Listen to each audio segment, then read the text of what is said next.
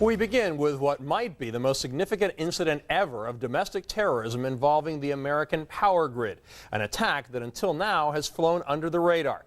In April of last year, unknown attackers cut communications cables and fired more than 100 rounds at a San Jose power station, knocking out 17 transformers that provide power to Silicon Valley. Quick action by the power company minimized the impact to consumers, but more than $15 million worth of damage was done. Joining us now from Washington, D.C. is Brian Michael Jenkins, a senior advisor at the RAND Corporation, who has served as an advisor to the U.S. State Department, the Defense Department, the Department of Energy, and the Nuclear Regulatory Commission. He now focuses on terrorism. Great to have you with us. You know, the FBI says at this point in the investigation it does not think it was a terrorist attack. Do you agree with that? Well, I don't know where the investigation is right now, so it'd be hard to say whether I agree or disagree. There's one interesting aspect of this attack, and that is there was no claim of responsibility, no attempt by the perpetrators of the attack to gain publicity, which is often a hallmark of terrorism. Terrorism could be a motive, but other motives could include a hostile employee, potentially criminal extortion, or other personal motives which we simply don't understand yet. There, of course, have been no arrests. We don't know what motive might have been behind this attack, but a former vice president of Pacific Gas and Electric said recently that this wasn't an incident where Billy Bob and Joe decided after a few brewskis to come in and shoot up a substation. He said that this was a very well thought out attack and that they targeted specific components. What does that tell you? Well, that suggests that they had either done their homework or potentially they had inside knowledge of how the system works. You know, we look at these facilities. There's an array of transformers and power lines. To the ordinary outsider, it's mystifying. One wouldn't know which one to fire rounds at, which ones to go after. The fact that in this case it's reported that they were targeting specific components does suggest a degree of more sophisticated knowledge. Right, and John Wellingoff, the former chairman of the Federal Energy Regulatory Commission, has said that he believes it was an act of domestic terrorism and that it was likely a dress rehearsal for a bigger terror plot that could take down the U.S. power grid and black out much of the country.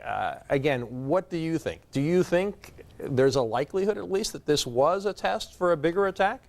I can say that. I mean, we certainly have seen in our own history in the United States attacks by terrorists on the power grid. In fact, in years past, there were attacks on the same power grid that was attacked last April. In the 1970s, a group calling itself the New World Liberation Front carried out a bombing campaign directed against the electrical power grid and caused some fairly serious blackouts in Sausalito and in San Jose.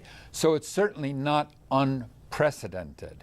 But to carry out a major attack that would bring down the system nationwide, that would require hitting a number of specific points simultaneously to preclude the possibility that the authorities could reroute power. It could happen. I don't want to say it's not feasible, but in recent years we really haven't seen terrorist plots that have reached that magnitude. Most of the terrorist plots we've seen in this country since 9/11, 68% of them have involved a single individual. The others have been tiny conspiracies. You know, and in the past there have been blackouts, and they have, as you said, they've created all sorts of redundancies to protect against any one of the three major grids in the United States going down again. But here they took out 17 transformers, 6 circuit breakers. It was $15.5 million in damage. This is pretty significant what they managed to do. And again, a lot of the power grid is really out there unprotected, right? It is. There's no question that there are vulnerabilities. The question is, what is the scale of threat against those vulnerabilities? We have in our society, especially, you know, a technology-dependent society like the United States, vulnerabilities are almost infinite.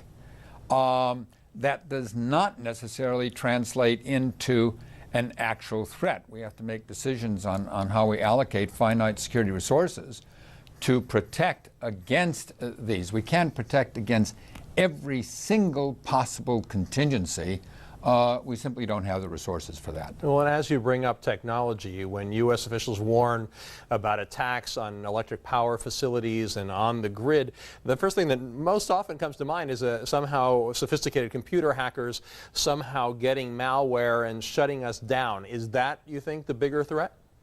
I don't know that it's the bigger one. Certainly we've seen more activity in the cyber area as opposed to the area of physical sabotage. And that's simply because we are now so dependent on these information systems, because there are so many people with this technical know-how, which has become increasingly available. And we also see a lot of activity because it's criminally driven. That is, there are commercial opportunities here.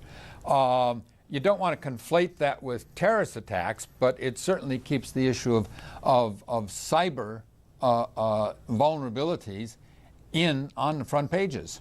Yeah, a lot to think about. Brian Michael Jenkins of the RAND Corporation, great to have you on the show. Thank you. Thank you.